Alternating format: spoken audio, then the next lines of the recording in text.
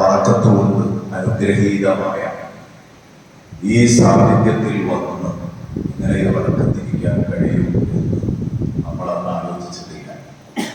9 പേരെ തുടങ്ങിയ ക്ലാസ് എല്ലാ ഞായറാഴ്ചയും നമ്മൾ നടത്തി അത് വളർന്ന് പന്തലിച്ച് വലിയ ഒരു സംഘമായി മാറി. ബഹുമാനപ്പെട്ട സയ്യിദ് അവർകൾ അവരും കൂടെ അറിയാൻ വേണ്ടിയിട്ട് ഞാൻ പറയാം. ഇപ്പൊ ഇങ്ങോട്ട് വന്നു എന്ന് പറഞ്ഞത് ഒരു ബസ്സിനാണ് മാത്രമാണ്. അതേസമയം നമ്മളെ സംബന്ധിച്ചിടത്തോളം നമ്മള് സമാപന ചടങ്ങിന് നോളജ് സിറ്റിയിലേക്ക് പോയത് മധ്യരായ ഉസ്താദ് അവരുടെ അകമ്പത്തിലേക്ക് പോയത് 500 ചില്ലാന പേരായി. എല്ലാവരും കൂടെ പോയി.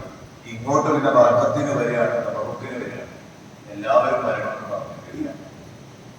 ഒരു ബസ്സിന് നാളെ പോകാന്ന് പറഞ്ഞു. അതാണ് ഇപ്പൊ ഇവിടെ വലിയൊരു ബർക്കത്ത് എന്താണെന്ന് വെച്ചാൽ നമ്മുടെ ഖുർആൻ പ്രഭാഷണ വേദിയിൽ പറഞ്ഞത് ദുആക്ക് നേതൃത്വം നൽകാൻ വരുമ്പോൾ കുറച്ച് നേരത്തെ. അപ്പോൾ എന്റെ ഒരു പതിവ് സീതമാര് വന്നാലും അവരെ ഇരുത്തി പറയുന്നത് ശരിയല്ലല്ലോ എന്ന് ഞാൻ പെട്ടെന്ന് വേദി ഒഴിച്ചു കൊടുക്കുമ്പോൾ പാപ്പ പറയും. അപ്പൊ തൽക്കാലം പരിചയമാണ്. അപ്പൊ അവിടെ നിന്ന് പറയും, നിങ്ങൾ പരിപാടി എടുക്കണ്ട, ഞാൻ പറഞ്ഞത് വഴന്ന് കുറച്ചേരം കേൾക്കാൻ 1 മണിക്കൂർ വഴന്ന് പറയും. അങ്ങനെ കേട്ടി പരലോക ചർച്ചയൊക്കെ നടത്തി. അതുപോലെ തന്നെ ഹബീബിന്റെ മക്കളൊക്കെ കലയും അവരുടെ മക്കളൊക്കെ വലിയ അരണ്യങ്ങളും ദരിസുമാരും ഒക്കെയാണ്. കുടുംബത്തിൽ വലിയ ബർക്കത്ത് പ്രദാനം ചെയ്യും. വലിയ ബർക്കത്ത് അല്ലാഹു നൽകട്ടെ. അവരുടെ അനുജൻ സന്നയിൽ വിഷമമുണ്ട്, പ്രയാസമൊന്നുമില്ല. അല്ലാഹു വലിയ കാവലാകുന്നുണ്ട്. അല്ലാഹു തആല പരിപൂർണ്ണ ശിഫ നൽകട്ടെ. അപകടത്തിൽ അല്ലാഹു തആല പരിപൂർണ്ണ ശിഫ നൽകട്ടെ. ബഹുമാനപ്പെട്ട മഖ്ദൂം തങ്ങളുടെ പാരമ്പര്യം കൊണ്ട് അനുഗ്രഹീതമായ ഈ മണ്ണിൽ ഈ പള്ളിയിൽ നടത്താൻ ഭാഗ്യം കിട്ടി. ബഹുമാനപ്പെട്ട തങ്ങൾ വലിയ ഭാഗ്യവാനാണ്. മരിപ്പോൾ നല്ല ദർശനാണ്, അന്തസ്സോടെ ദർശനം. വാപ്പയുടെയും പാപ്പമാരും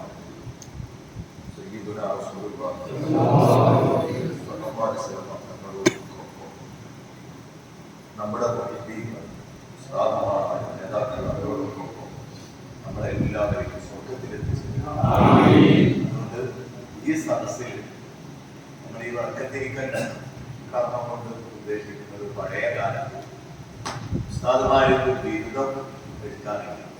അങ്ങനെയാണ് പഴയ ആരോഗ്യങ്ങളൊക്കെ നല്ല വിവരമുള്ളവരായിരുന്നു. അവർക്ക് ബിരുദം സനത് അത് അങ്ങനെ ഒരു ഡിഗ്രി ഒക്കെ ഉണ്ടാവും.